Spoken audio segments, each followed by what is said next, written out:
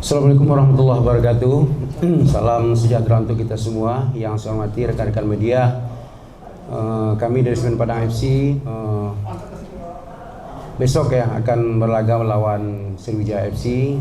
Mudah-mudahan besok pertandingan berjalan dengan aman dan lancar dan enak ditonton tanpa ada apapun ya.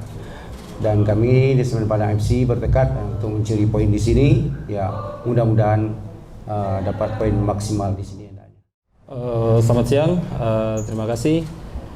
Saya dan teman-teman kami datang di Palembang dengan situasi dengan senang kita sampai di Palembang dengan akan berusaha kerja keras untuk mendapatkan hasil 3 poin besok.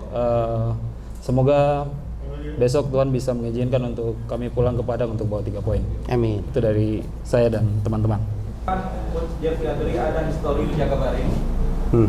Histori itu misalnya menang atau apa gitu.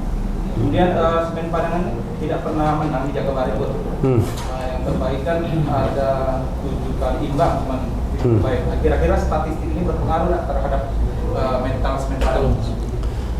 Ya, terima kasih ya. Tahun 2000 mulai dari tahun 2010 ya saya di asisten pelatih di Semen Padang FC, asistennya Coach Nil Maizar ya. Waktu itu imbang.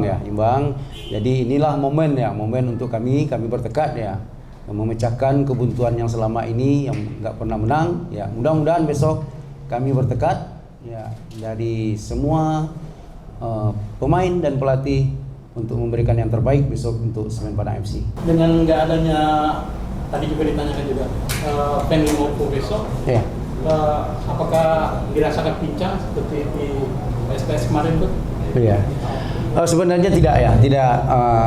Kami dari tim pelatih ada 28 pemain. Nah, Semen Padang FC itu saya sudah katakan ke semua pemain, ya, di mata saya tidak ada pemain inti, tidak ada pemain cadangan, semua sama.